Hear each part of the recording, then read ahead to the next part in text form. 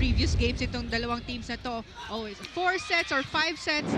So we'll see if FEU will be able to force a decider. Oh, syempre, dagdag mo pa yung sabi mo, magnet ka ng 5 sets. So, malay mo naman.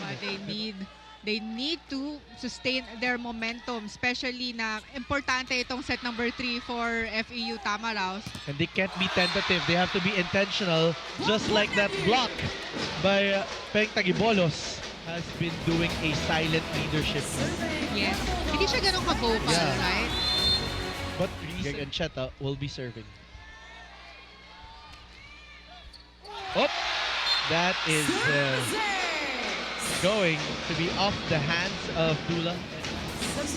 Give that one more look. Espartero was there behind. Yun yung sinasabi that you have to trust your teammates with your defense pattern. Kakao setting this one up to Espartero. That's off the hands of Disquitado. That is point number 14. Take a look at that. Ang taas ng bola niya. Way above the blockers. Goes for a jump serve this time. Talking about Nico Espartero. Ancheta will set this one up to a B quick, and the captain converts. Point number 7 for Peng Tagibolos.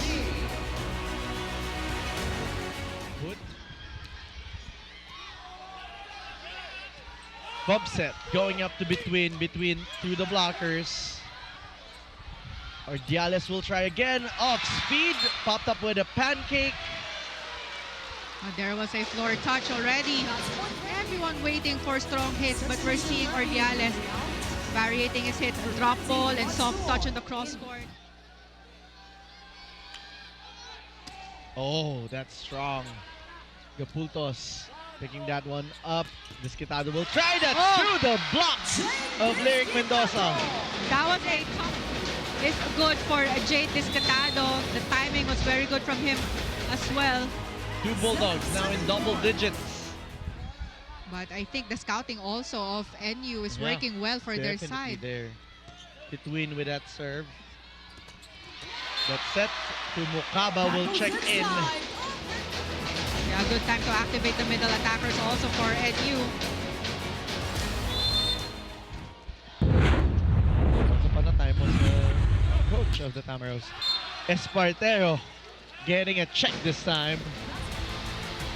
Oh, I get it. Because you won't see the ball if we choose the camera where Obed was pointing out. So, and probably on the other side, there's an obstruction. So we have to appreciate this crowd here. Yes. Men's volleyball getting the attention it deserves in this post-lunch na. Kasi we started lunchtime. Let's look at that again. Right on the line. What you would want to appreciate there if you're an FEU fan is Saavedra getting activated several times. A miscue there from FEU is an opportunity for Leo Ordiales. This is now a stark difference from both sides of the court. Aggressiveness from FEU. But I agree also with what you said. The very relaxed and basic set dito nakikita natin sa NU. Nico continues to serve. Picked up by Buds. Ancheta setting this one up to Leo. Ordiales is denied. Gapultos was there for coverage. They go to Leo again. This time, pushing it to the end zone. The best opposite spiker of the league. Sakto sa dulo or corner pocket of FEU. And that last-minute change of approach, Absin will now be serving for the Tamaraws.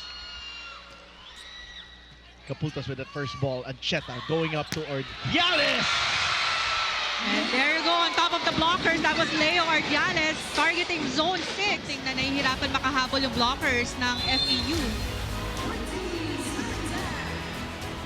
Setting up Saavedra. That's off the block. Peng picking that one up. Ordiales getting it through.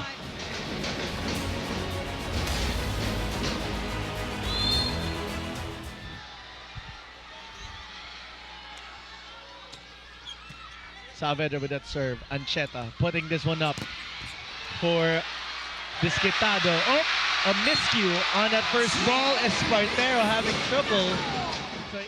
They're down by 2. Lyric serves. Ancheta going up to Bloodswood. What a hit! So credit that point as well to Ancheta. Yun naman yung sinasabi ni Coach dati. Basta may pasa, nasa sistema sila. They know how to close it out. This new age rivalry. Ordiales going off the blockers.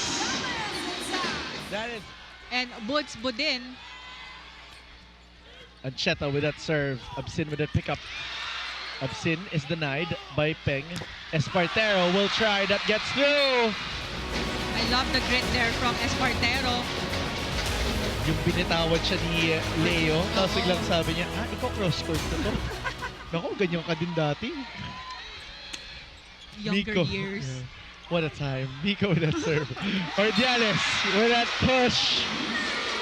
22 big points. Still a 2-point game. FEU is still pretty much alive here. But they have to have teamwork, especially here at the tail end of the set. Ordiales is on fire. But if there's a team who could stop that, who could prevent that, it is this squad wearing green on the other side. But is it a little too late? Or is NU just rampaging, being on fire and delivering arson? They are on a block party now. A Tamaraw legend at his own right. Oh, that is sailing out. They're looking for a check here. And we've seen that happen a lot. Ito, klaro-klaro. 3 points away from winning their 6th championship is the squad from Hoxon. Moraita will be serving with Saavedra. They go up to Desquitado. Kept alive there by Salboro. Chance ball coming from FEU. Gapultos for that first ball. Ancheta going to that back row play by Buds within. These Bulldogs and the celebration and support of the NU community here is a testament to the hard work of this squad. Look at that hit coming from Buds Budin. From the NU fans. That serve coming from Ordiales. Duot going for that quick hit. Duot said, not yet. That serve coming from Salboro. Ancheta going up to Jay Desquitado for match point. Cross-court angle. Match point advantage for NU, but there is a bark right after that. Look at that. Look at the reaction after. He is rallying everyone. Bite. Saavedra trying to recover. They are still alive here. Sorry, 24-22. But NU will call for a timeout. They only need 1 point to close this match. Let's listen in. Obed. Let's go.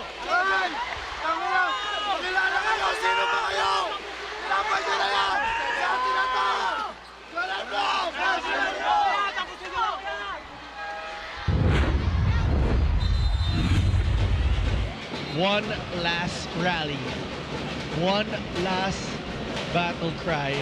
Atin na to ang sabi ng kapitan ng NU Bulldogs at the tail end. An arena half-packed by Bulldogs fans, half-packed by Tamaraws fans. One half saying, isa na lang.